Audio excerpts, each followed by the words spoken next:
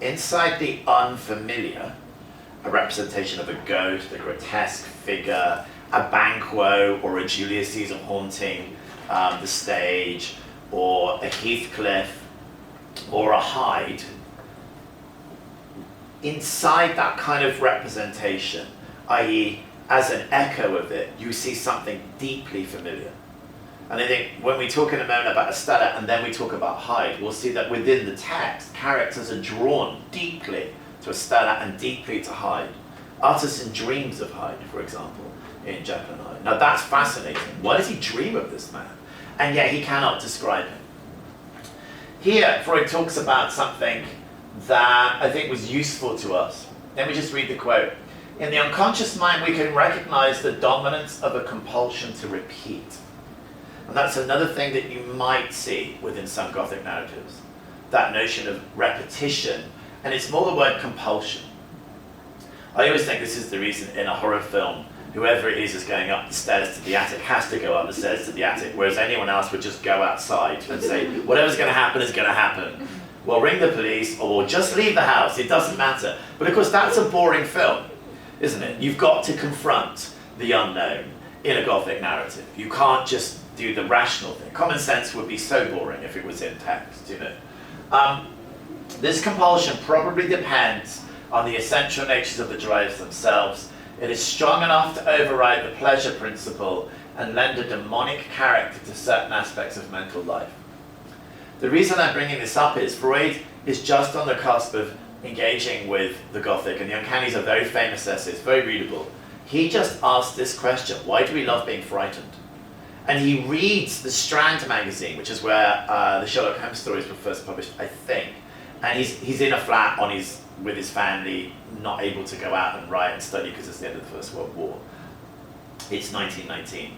And he just says, why are we so obsessed with and we enjoy being frightened? Now, whether we individually enjoy these narratives is almost irrelevant because we know they're ever present. And think of the idea of the mainstream Gothic as it goes into popular culture. Horror films still very relevant. Detective fiction with a slight twist of the unknown. You know, there's always a bit of disappointment in a crime narrative when you find out who's done it early on because that sense of the unknown's not there. Obviously, it's a different kind of narrative. But that sense of who is the killer, that Agatha Christie idea of it's one amongst us, you know, that's very much in keeping with an element of the Gothic that in us is something that is both compulsive but deeply, deeply, I guess, isolated. Because the criminal, which is really what Hyde represents, is utterly isolated within 19th century society. And you'll know, of course, that's what's in Great Expectations, the criminal, Magwitch. Totally isolated, literally, is in Australia, but the silly, silly man comes back. When he's not allowed to, he's going to be hung, luckily he dies before. But that sense of, and the notion of the psychological and the criminal are worth putting side by side. What's interesting here is Freud isn't necessarily talking about, and he's not talking about any of the texts that we're studying, or talking about, it is clearly manifest, he says, this compulsion to repeat in the impulses of small children and dominates part of the course taken by psychoanalysis of victims of neurosis. The reason he talks about small children is he talks about that repetitive behavior young children have. And he says he thinks that's in our lives. One of the things he speaks about is the repetitive cultural representation of what we would call the Gothic. He says it's there a lot, and we go back to it. And if you think about it, for each Jekyll and Hyde narrative, there's probably 2 or 3 adaptations or versions or copies of, you know, there's resonances of that story in other narratives. Don't ask me to name any now, but I bet if we sat down for 5 minutes, we could find texts in which you've got a double, one of which is the evil twin idea, you know, that kind of idea. Would you prefer to see Jekyll and Hyde first or Great Expectations? You can choose. Does it matter? Not really? Okay. I think so. Well, why don't we do Jekyll and Hyde first? Okay. And we'll stop at a certain point because, you know, you can only listen to so much. I think what's interesting about Jekyll and Hyde, and let me set this up super quick so that we can look at the text together. Criminality in the late 19th century is seen as atavism. Particular psychologist, one guy called Lombroso, has this idea that what's happened, this is going to sound, I think, quite racist and a little bit strange. And you may have come across these ideas before. The idea is that certain people haven't evolved properly, that they are not yet properly or will never evolve.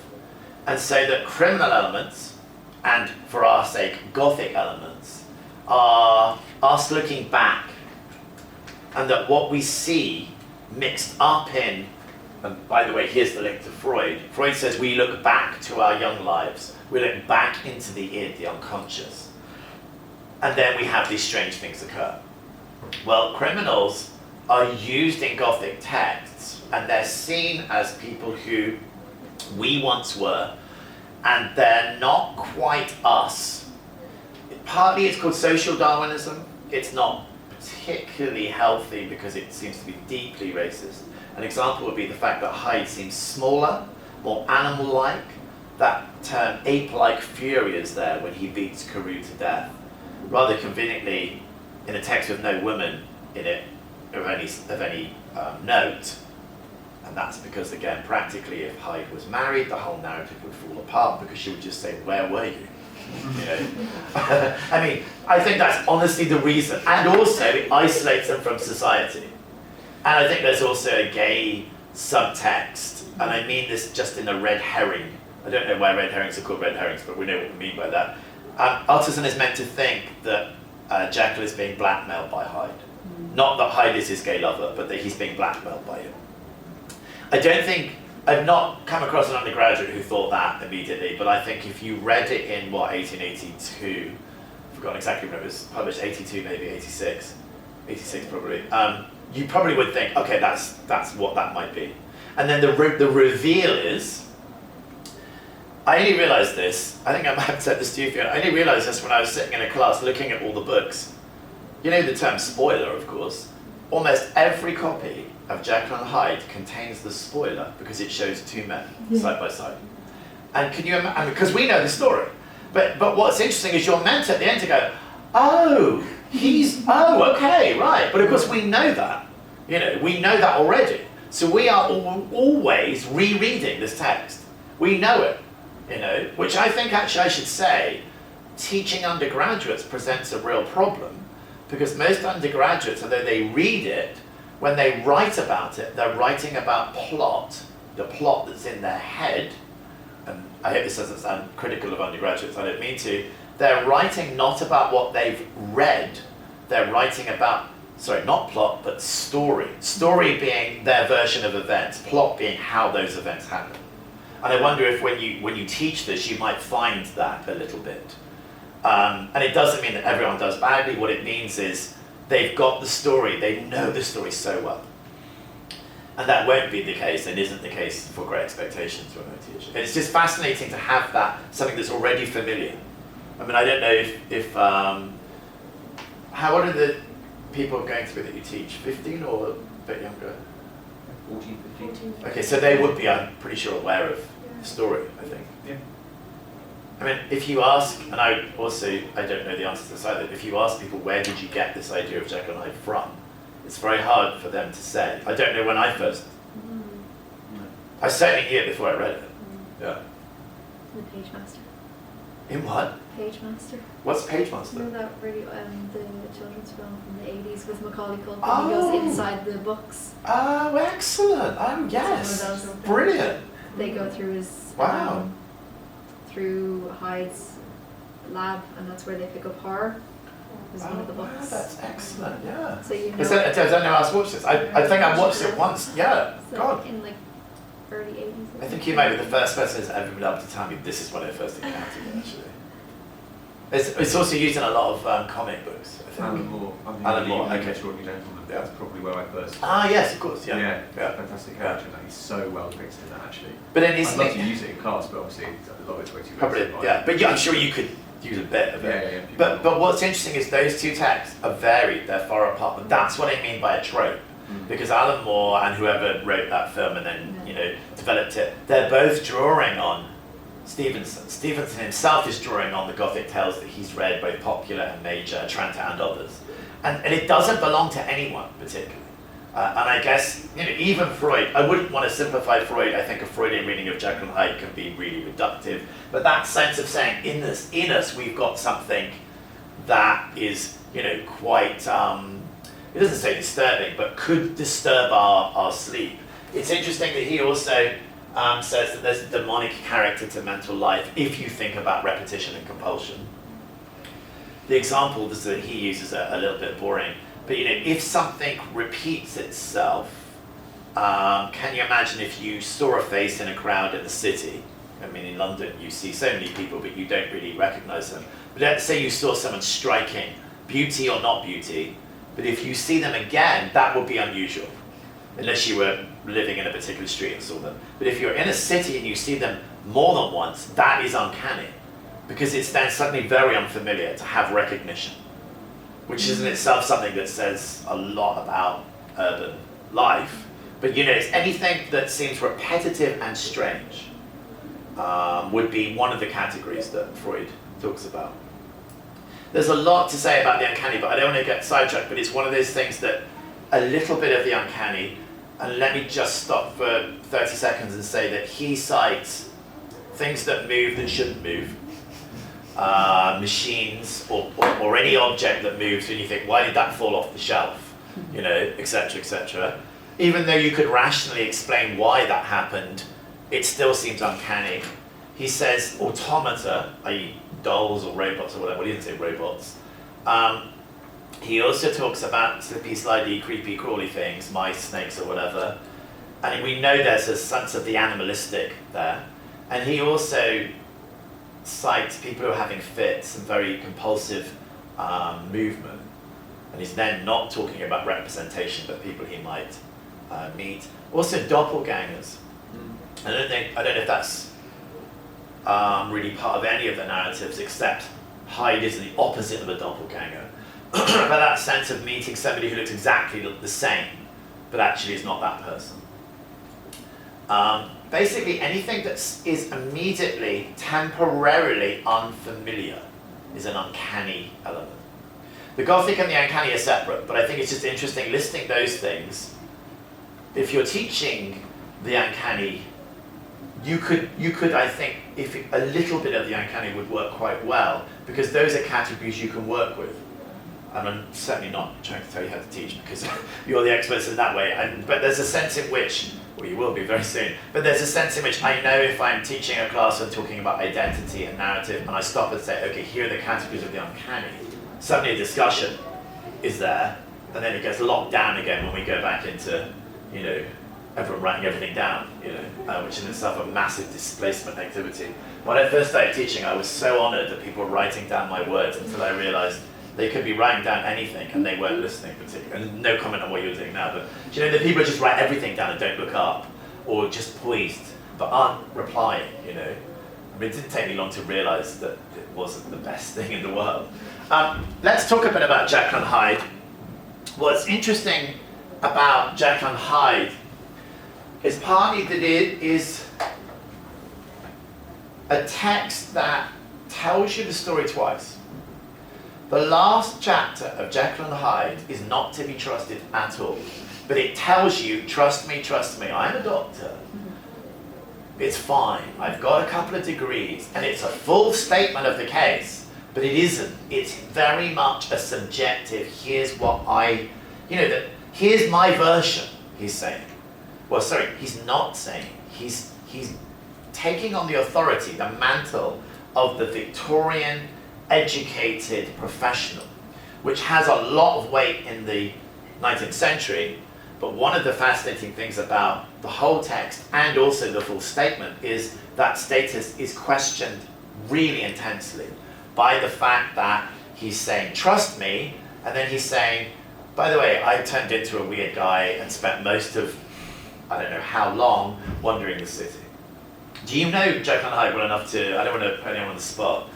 One of the things that's fascinating is he never tells you how long this has been going on. And you think, well, what is this, years? Months? It's got to be a while. And the only reason he's writing this down and putting his, a letter in Utterson's safe is because one day he wakes up and he's not Jekyll, he's Hyde. Except he's very, very keen to tell you, up until the last couple of pages, I'm going to say the last page, that he is, of course, Hyde. So Jekyll and Hyde don't exist as two people. They are physically different. Chesterton said, I'm not going to get this quote perfectly, he said it's not that there are two people, it's that there's one person. I'm paraphrasing, but that's the point. Now, I know we know that, but in the book, we're always thinking, as readers, I think, of the two. We're encouraged to think of them as two. And that's partly because at the beginning of the text, we follow Utterson, and Utterson sees them as two.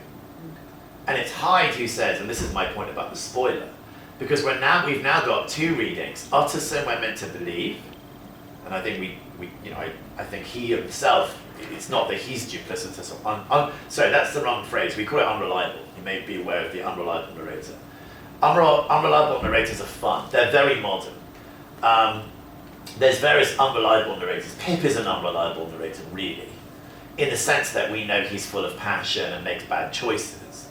But I think there's a sense in which what we're seeing with Jekyll is somebody who is deeply unreliable, even to himself.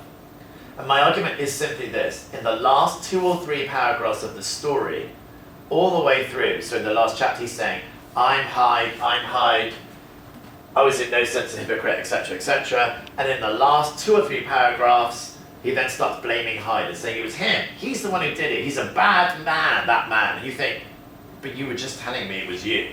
There's a sudden shift into a moralistic narrative. And the reason I still think I can claim fairly confidently it's not a moral narrative is because Utterson takes the letters home and reads them, which is in itself a very strange thing. If you had a friend who shape-shifted and then committed suicide, you're obliged to ring the police pretty soon, aren't you? You don't go home, have a cup of tea and read through his letters, It's like, what are you doing? I'm just checking his emails. It's like, I'm not sure that's the best idea. The point being that the authority of the middle-class man, in some senses, is not that questioned. But what's interesting is, it's rare to have such an open ending. And putting Great Expectations and Jekyll and Hyde together, just for us, is interesting. Because Great Expectations has 2 endings, one published, one not published, and I'm going to look at both of them we'll probably take a break and then look at them. But they're both very closed off. They're both very definitely the end of a story. In very different ways. But no one's reading this thinking, oh, is this the end or not? But with Jekyll and Hyde, we don't really get an ending. We get the ending of what Jekyll says. We know he's already dead. And what we really want is to find out what on earth Utterson has got to say about this. We spent the whole text looking for the person he's now found, and finds out that it's two. His thoughts are open. We're kind of, I think we're invited as readers to think, what on earth would he think? Implicitly. So I think it's an ambiguous open ending. I don't know whether you would, I think open is probably better than ambiguous, an open ending. My point is simply this, that's an unusual thing for a 19th century text. I mean, think of any Victorian novel or Jane Austen pre-Victorian novel, any novel you've read in the period, if you remember it and look at the last page, generally it's a kind of, okay, line drawn. And the Brontes are pretty good at that as well. If it's a Dickens novel, it's more like, oh, thank God I finished this and being book, But there's a very distinct sense. If you ever get around to reading Middlemarch, brilliant, amazing novel, big one. The last page, the last 2 paragraphs, very firmly. Okay, here's an end of a story, and here's an image that I'm going to give you to take away. Okay, I wanted to, this is the opening, but I wanted to this is from the full statement. It's the most wonderful justification for being a Gothic character. I was in no sense a hypocrite, implying that the reader, Utterson, and also us are going to be thinking, hang on a minute, how can he be a doctor and then go around doing, well, we only know that he stamps on the child and kills an MP. I mean, I'm not going to defend either of those, of course, but I have at one point stood in front of a class and said, is that so bad? Is that so wrong? You know, who hasn't wanted to do that? And then you end up feeling very bad. The point is, there are much worse things you could be talking about, but they're both very understandable acts of deep cruelty. You know, both of them are totally and utterly devoid